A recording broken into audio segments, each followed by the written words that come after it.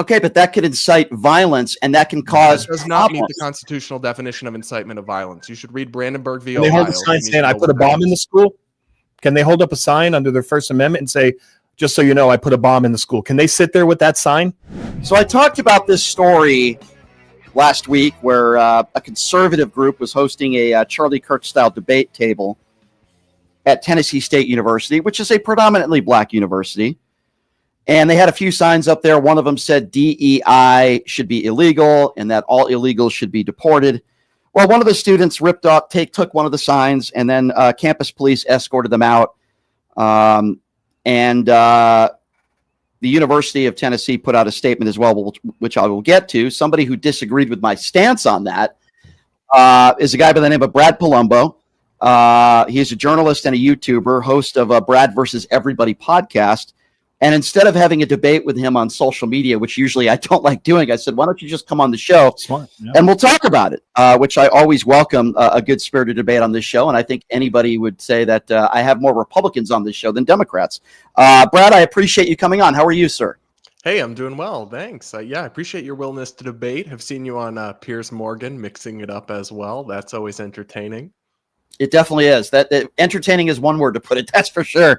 All right. So, Brad, help me out here. Why am I wrong? Because the University of Tennessee put out a statement, and they said that if you're going to do this type of thing, anything political, anything, even if you're just setting up a table and you want to debate people, that you have to give campus prior notice. They said that's in accordance with university policy. Any demonstration, anything to this, you need some sort of permit. And the university said they didn't ask for one. So where am I wrong on this?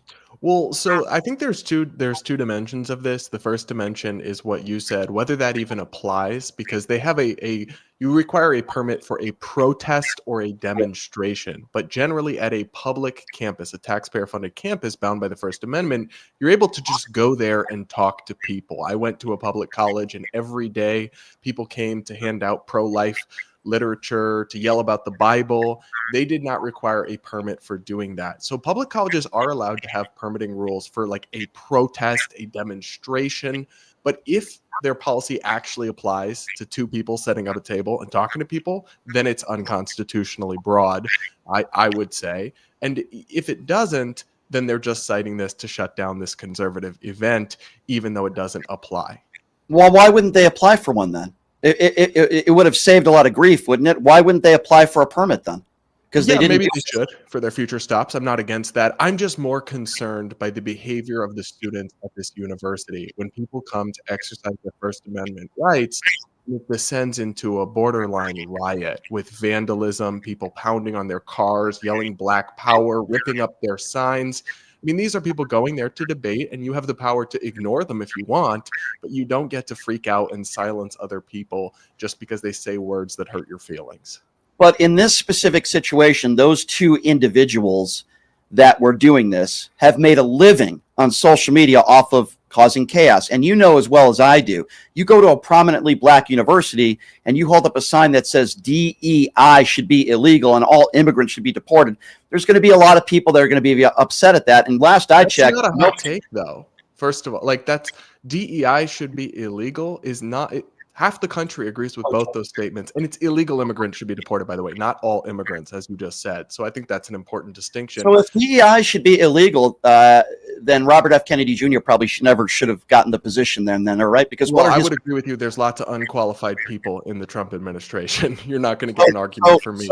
But they never talk about that. They talk about the race of someone, the color of somebody. 90% of Donald Trump's administration are DEI hires.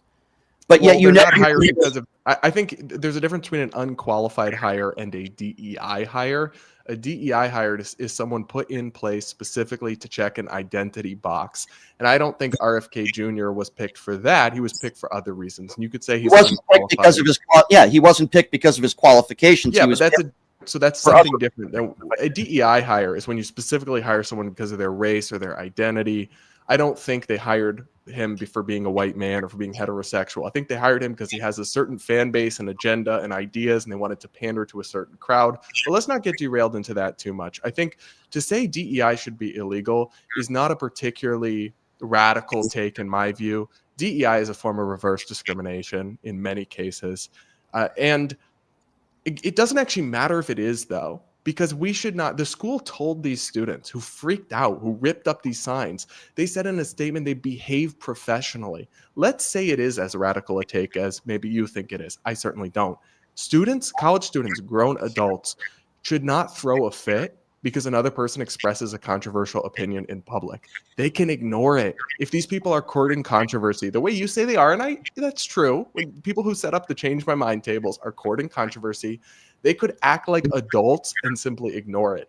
Instead, they behaved like petulant children, threw a fit, and then got praised by their university. Like it's our tax dollars. I've got a real problem with that. Wouldn't you say that 70% of the Republican Party have done that with the 2020 election, refusing to admit that Donald Trump lost? When you look at what happened on January 6th and people died that day, last I checked, nobody died. I'm not defending someone who rips up a sign, but last I checked, nobody was physically assaulted. They weren't saying hang the vice president. There wasn't an insurrection.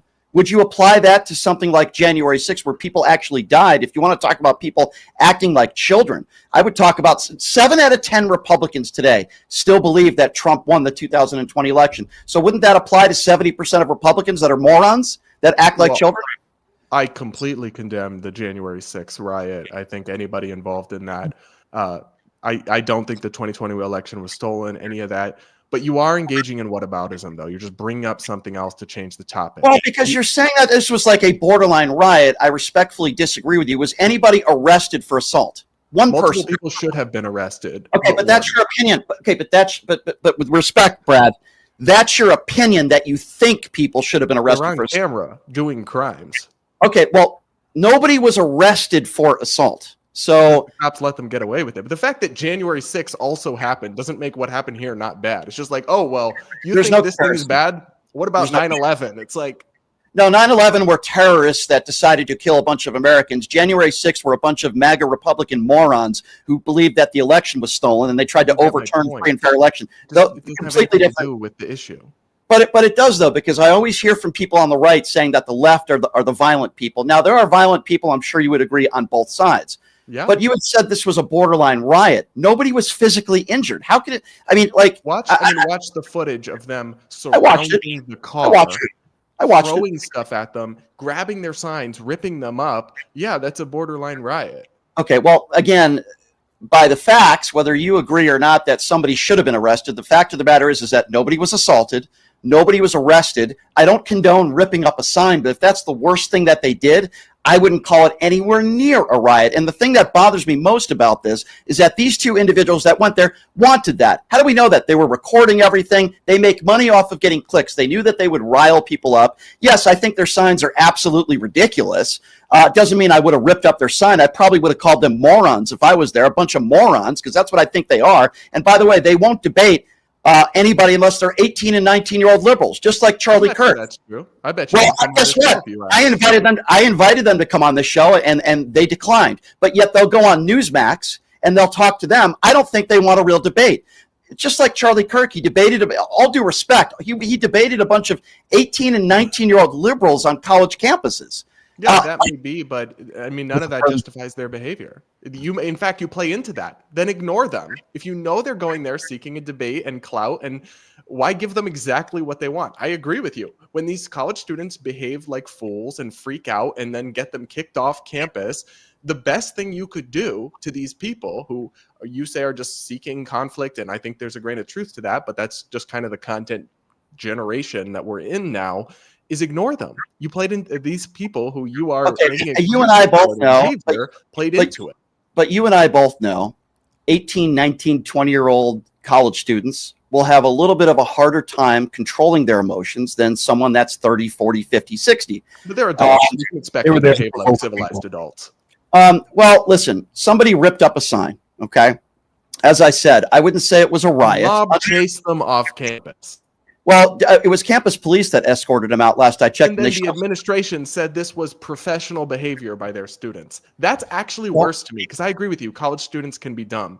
The administrators really bother me and should borderline be investigated by the Department of Education. If they're getting our tax dollars and they think that students throwing a fit like that to guests on campus is professional behavior, I'm not sure they should be getting taxpayer. Well, I think the majority of the students there were not committing any crimes. In fact, nobody was handcuffed. Nobody was taken into custody.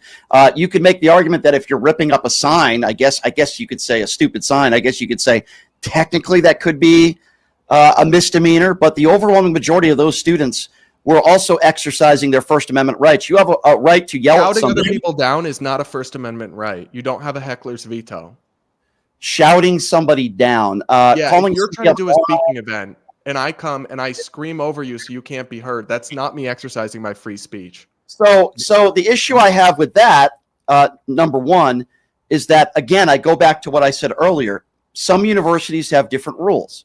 It's clearly stated that for what these two individuals were trying to do, they needed to get permission first, and they didn't. So technically, they shouldn't have even been there to begin with. Yeah, now, I don't consider setting up a table and speaking to a couple of to people a protest or a demonstration, but regardless, it doesn't justify the behavior, right? Then that would mean that campus police could come and ask them to leave campus. Does not mean that a mob of students should surround them, start screaming, start throwing things, start ripping up their property. Why can't you just say that's bad and those students should be condemned? Can I answer? Yeah, go ahead, Leonard. Hi, Brad. This is Leonard. We never met, but when you go to a college campus, there's a thing called provoking an assault. It's a misdemeanor. And if what you do provokes an assault or could possibly, if they would have applied for a permit, then the police could have had some security there. They could have been prepared for it. And everybody would have understood that they were giving a demonstration under the First Amendment. But what they did, if you go into a theater and you yell bomb, for instance, some would argue you can do that. That's first. But because you're provoking, because you're threatening other people, and there's no reason for them to sit there with those signs. And yes, they knew they were going to provoke people and get clicks. They were there for clicks. And it was race baiting. Was it not race baiting? No. Okay. To say DEI should be illegal is not race baiting. Okay, hold on. You just think it's a coincidence that they hold up a sign that says DEI is illegal, and they go to one of the most prominent Black universities in the country, in Tennessee State. Dozens of campuses, I HBCUs understand. and non-HBCUs, and they hold up the same few signs. I understand that, but you think this is just a coincidence that they just chose this university because they thought they could have good civil debate, holding up a sign that says DEI is illegal, and you don't think that had anything to do, as what Leonard said, a little bit of provoking? That's what they were there for. I'm not going to victim blame people. I'm not going to victim blame people because they said the wrong opinion. I don't think Black students need to be coddled from ideas. Many of them may agree that DEI is problematic in many ways. That is an opinion you're allowed to express, and it is not remotely akin to threatening someone or yelling bomb. DEI is a new phenomenon, right, that pushes in many cases reverse discrimination.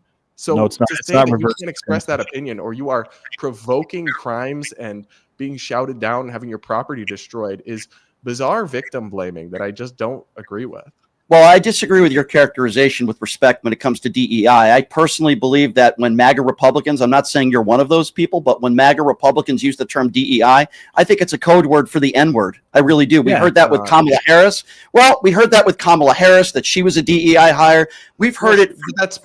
Blame Biden for that because he specifically made her a DEI hire. The current expression for racist is really what it is. But so the problem is, though, that you can't claim it's racist to call someone a DEI hire when you were specifically hired based on their race and or gender. That's the case they made with Kamala Harris. Just because Joe Biden said he was going to hire a black, just because Joe Biden said he was going to hire a black woman doesn't mean that the black woman that he hired wasn't qualified. That's not a DEI hire because she was specifically hired because of diversity. That was one of many reasons why Joe Biden decided to choose. If Kamala Harris was exactly the same person, but a white male senator from California, she would not have been selected as Joe Biden's vice president, and we know that according to Joe Biden. That's a Charlie Kirk theory right there. I mean, yeah, I would say that's right about that one. Kirk theory. Wow. Was he right about the Civil Rights Act was a bad idea? No, was a mistake. And that black women don't get jobs unless the white person leaves and then they get the job. Was he right about Michelle Obama when he said that Michelle Obama shouldn't be taken seriously because she didn't have the brain power? Was he right about that? No, I mean, I don't know the exact context of that. Was he right? Was he right? Well, I do because I've been talking about it a lot. Was he right when he got on an airplane and said, "Should I be worried if there's a black pilot?" Was he right about No, that? I've criticized Charlie a lot, so try to So a pin lot of everything racist- he ever said on me is No, I'm not. fair. I'm not trying to pit it on you. I'm just saying that Charlie Kirk was wrong about a lot of stuff, and I think a lot of the stuff he said was filled with hatred and bigotry. By the way, I was the first person that what happened to him was horrible, and he didn't deserve it. And I feel for his family, but at the same time, I am not going to celebrate his life. And these people that go onto these campuses that are trying to imitate Charlie Kirk. And I believe these two individuals are doing that, and they did try to incite. They wanted. They know if they had violence, they did no such thing. Okay, well, if they want civil discourse, they could have done it in another way. They also could have had the university prepare for it by asking for a permit. Yes. And even though Common sense. But even though you disagree, Brad, and you don't think they should have asked for a permit, you're entitled to your opinion. I said they maybe should have, but they shouldn't have to. No, They weren't talking to people. They weren't handing out pamphlets. Brad, They weren't chit-chatting and getting people's opinion. They were sitting. There were provocative signs, and any person with common sense would know that you're going to provoke a problem on any campus if you put out signs, especially one that's predominantly black. They knew that. I knew that. With the campus and the Put around common putting sense. out a political It's opinion sign away is going to common sense. provoke a problem. You should Yes. be able to go to a college campus and hold up an abortion is healthcare sign and not have a mob swarm around you, scream at you, rip up your stuff, throw things at you. It's free speech. It's common sense. These are No, ripping up institutions that someone's have to respect property people's rights. is actually can be considered illegal. That is not. What did you say? something Sorry. that you do. Well, no, I'm not defending anybody that ripped up a sign. The point I'm trying to make, Brad, is that whether you agree or not with the university's stance, they have a right to have rules. It's their The university. rules can also be unconstitutional. My college had a free speech zone policy that got struck down in court. So just because they have a rule doesn't mean it's valid or constitutionally Yeah, but the permissible. rule is there for public safety, Brad. Correct. It's to keep people safe. It's to say, I was a police officer for 25 years. I'm sure you don't know that, but they would in Vegas, they would protest at the Martin Luther King statue on MLK and Cary, and everybody have to have a permit. If you go out there and you start provoking violence and putting out signs that are going to upset people, the police would have came by and asked you to leave and go get a permit. It's for the public safety because you know you're going to provoke assault. You know, There's already a know it. difference between a protest, a mass gathering of hundreds or thousands of people, and two dudes with a chair and a camera. You can just They were protesting, in my opinion. Oh, Just my opinion. That was a protest. So you think anybody should go on a college campus and be able to hold up any sign they want? Exactly. That's my No, question. yes, a public campus, in a public space. All right, so so let's go with that theory, which obviously, Brad, I disagree with you on. So you're saying that it should be your right to go on any college campus, let's just say a black college campus, and hold up a sign that says the N-word. there you go. You're okay with that? The First Amendment says that. Yeah, I went to a public But you college. should as expect a gay something to man, and I happen. would walk by and there'd be Christian people yelling about F slurs burning in hell, and I kept it moving. Okay, but that could incite violence, and that can cause That does not meet problems. the constitutional definition of incitement of violence. You should read Brandenburg v. Can they hold Ohio. a sign You need saying, to I know put a what that bomb in is. the school? Can they hold up a sign under their First Amendment and say, just so you know, I put a bomb in the school? Can they sit there with that sign? No, that's a threat. Well, you know what? It provokes. Opinion is not a That's what threat. I'm A slur saying. or a mean word is not a It's not an threat. open card. And why wouldn't you apply for a permit? All you had to do was apply for a permit. They would have had a couple of security standing by, Right. most likely, and Yep. they would have had a line there to speak to them, and they could have done it within the law. They Right. chose. They So, want Brad, clicks. So, Brad, let me give you just an example, and I think you know what I'm talking about here. I'm part of a group called the Un-F America Tour. Basically, it's the opposite of Turning Point, right? I just joined their organization. Yeah. So we went to Colorado State. I went to the Charlie Kirk Vigil, even though I felt very uncomfortable, but I was respectful and I went there. We needed to get a permit. And by the way, very liberal university, might I add. I would imagine they probably agreed with a lot of what the Un-F America Tour is doing, but they said we couldn't be there unless we applied for a permit. So what did the leaders of this group do? We applied for a permit, and they granted us the permit. That's Guys. what should be done. Guys, in like the first 2 minutes of this conversation, I said they should have got a permit. But the fact that they didn't doesn't justify the almost riot that ensued from them holding up an opinion sign. Nothing justifies that. I'm not justifying anybody who ripped up a sign. The only point that I'm trying to make, Brad, is that nobody was arrested. You can disagree with that. Nobody was arrested for assault. In fact, to my knowledge, nobody was arrested for anything. And if it was close to just because they don't enforce the law doesn't mean that the crimes we can see on camera aren't crimes. Hold on, Brad. And in order to enforce the law, you have to have a victim, and the victim has to say, "I want to charge him with destroying my property." I promise you can't. Let me finish. You have, if they say, if they were leaving and the police came, or the campus police, and they said, "Do you guys want to do anything?" and they said no, you can't charge someone with a crime if the person doesn't want to be a victim. So we don't know what happened. Well, let me ask you a question, okay? Because you're a journalist, right? I've had Cam Higby on this show before, who I think is a complete clown. He makes a living wanting to be attacked. Now, he won't admit that publicly, but I know people who know him very well. He carries mace with him, and he's literally followed Antifa and antagonized them. He makes a living off of these viral videos. He's not a journalist. That's not a journalist. Cam Higby is a clown. He has First Amendment rights nonetheless and should not be assaulted. I'm not saying he should be assaulted. What I am saying is he's asking for it. His skirt's too short. No, this has nothing to do with sexual stuff. When somebody shows up and they follow around Antifa and they antagonize them with a camera, I'm not condoning provoking them. I'm not condoning any physical assault, but what he's doing is he is doing something, as Leonard said, provoking. That, by the way, that's not a journalist. Okay, a journalist doesn't act that way. A journalist doesn't want to get into a physical confrontation. Cam has literally made a living, not because he's a great journalist, not because he does great interviews with people, because he's a moron who shows up to very volatile situations and asks for it. He follows people. He antagonizes people. He asks for being assaulted. Okay, so give me a reason why somebody would chase down an Antifa member and call them names with a camera. Explain to me the reasoning behind that, because there's video of him doing that. Tell me one good reason why somebody would do that. Extremists keep proving them correct, that there is a real problem on these college campuses and these other left. So you're condoning that behavior. You're condoning that behavior. I'm saying he has a right to do that without being assaulted. It's not my style. So, okay, but there's a charge that exists in America called provoking assault. You can get charged with a crime. It's a misdemeanor for provoking assault from someone. If you get in their personal space, if you get in their face, if you touch them, if you push them, you're provoking assault, and they can react. You can't just do whatever you want whenever you want. People need their own personal safety. Well, I've able and invited people to talk to him. Yeah, you're making a good point, but it's just not.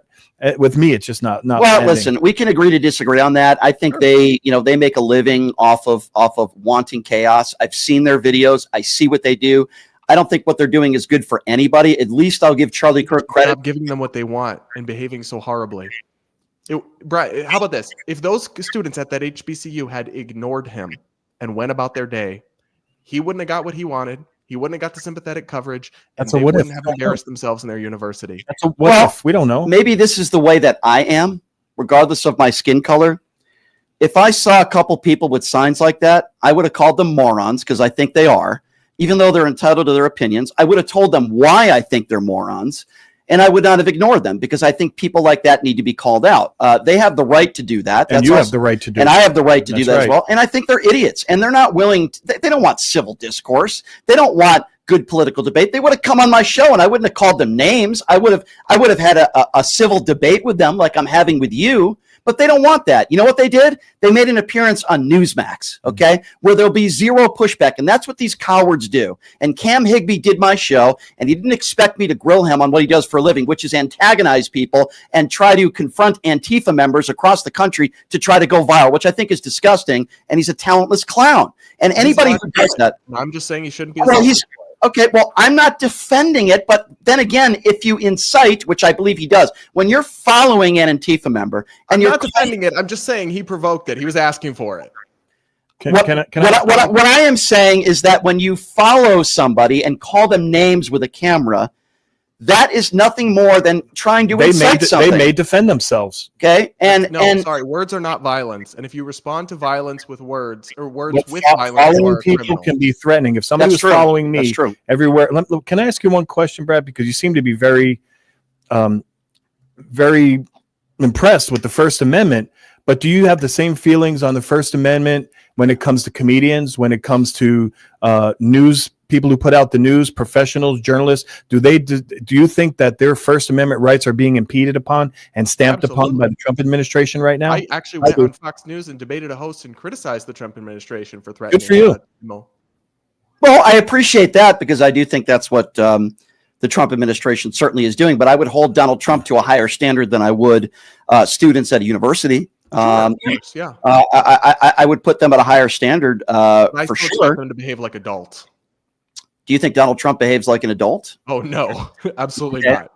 Who did you vote for? I'm starting to like Brad. If you don't mind, if you don't mind me asking, just to be fair to my listeners, you are considered yourself a center-right person. Is that correct? I want to be okay. So who did you support? If you don't mind me asking you, I typically vote for the Libertarian candidate. did you this turn around or did you vote for Donald Trump? Yes. I don't remember who the Libertarian candidate I don't was. either. I'm embarrassed to say I don't either. I don't even. It was Chase Oliver. Okay, got you. Yeah. Got you. Okay. I mean, when you see what's going on in this country right now, and listen, you didn't vote for Donald Trump, you're not a Trump supporter, but when you see what concerns you most, I'm just curious, as you being a journalist and traveling all over the place, what concerns you most about what's going on in this country right now? Well, honestly, the free speech is a big one. I'm a big believer in the First Amendment, so I've been very outspoken against Trump deporting people for writing op-eds he doesn't like. I've been very outspoken against him punishing news organizations who don't use his preferred word choice for Gulf of America. Very concerned by that kind of thing. Honestly, my biggest fear is that the checks and balances will break down, right? That I know he's going to do illegal stuff, but I actually think a lot of the conservative judges, even from his own first term, will rule against him.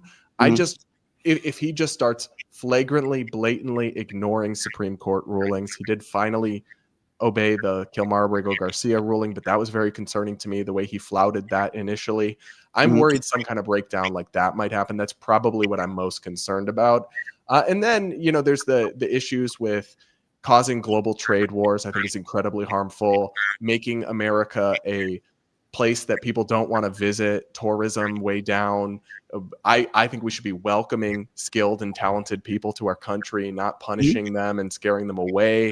So I would say all of those things concern me. Obviously, there's some stuff he's done that I've supported. But I agreed with, I don't know, I think this second time around has been exponentially worse and more destructive than his first presidency.